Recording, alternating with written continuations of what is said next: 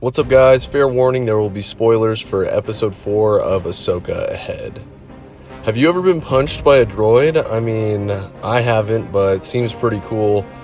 We're going to be taking a look at episode 4 of Ahsoka, and honestly, guys, I cannot say enough how much I loved this episode. To me, this felt like a finale of a series instead of, the halfway point, but there was so much intensity and so many things to unpack here, so I wanted to give a quick review on the episode and what I think, where I think the story can possibly be going, and honestly just appreciate how awesome that episode was. First things first, I know I mentioned it at the beginning of the video, but Huyang beating the crap out of the HK assassin droid, I mean, he kind of got beat up himself, but honestly, that was so cool. It was a little droid boxing match.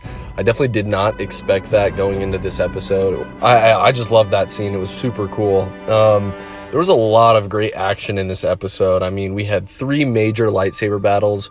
We had Ahsoka versus Marok, which obviously ended in a pretty interesting way. We had Sabine versus Shin part 2, which was awesome. I think it was pretty cool to get their rematch already. And then, honestly, one of the best lightsaber duels of the Disney era. We had Ahsoka versus Baylan Skoll, and I just absolutely loved this. It was so cool to see 2 very different characters with different fighting styles. The cinematography was fantastic. I loved the setting, like they're fighting within the map itself. And just the way that the story has overall culminated to this point with the action, I think has been such an important and cool part of this show. The action is obviously such an important aspect of Star Wars, and they've integrated it with the story so well to where it's not just, people fighting with lightsabers and it looks cool. Now, this may be a bold claim, but honestly, I really think this was one of the best Star Wars episodes that we've ever gotten, at least as far as Disney Plus goes. I mean, you can count Rebels and Clone Wars in there as well, but as far as the live action stuff, this was definitely one of the best episodes of Star Wars we have ever gotten. I would put it up there with the season 2 ending of Mando. There's a lot more build up to that episode, obviously almost 2 seasons of, building Mando and Grogu's relationship, but this episode was just jam-packed with the sitting on the edge of your seat action and such intense moments. I was really getting all the Star Wars vibes from this episode. I really felt like this episode specifically had all of the vibes of the prequel trilogy, the original trilogy, and even the sequel trilogy. It just had all the Star Wars vibes that you look for and really felt like a Star Wars movie.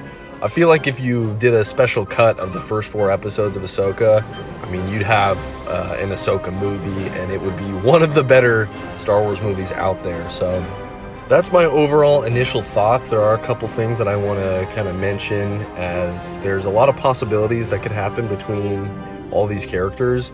Marok was an interesting thing. Obviously, everybody's theories were wrong.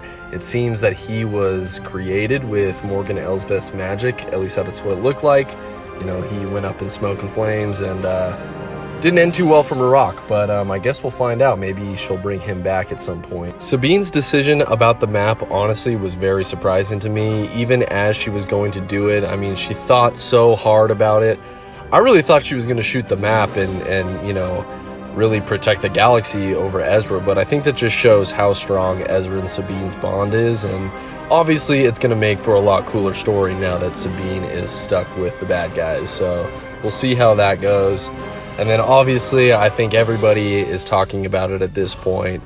The ending, Ahsoka is in the world between worlds, and we got our boy. It's so funny, I made that video yesterday talking about Force Ghost Anakin and whatnot, and it not being confirmed, but it's confirmed now.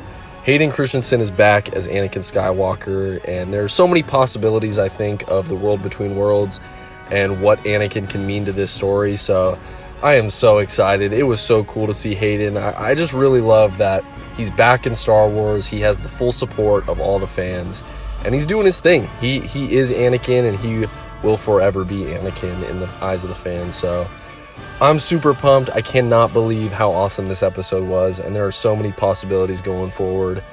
Is Thrawn coming next episode? Are we going to see flashbacks? Are we going to see visions? I feel like this show is about to go gangbusters, and we don't even know what's in store yet. So that's all I got for this episode. Can't wait for the next one. Thank you guys for watching. Make sure to like and subscribe to the channel, and may the Force be with you.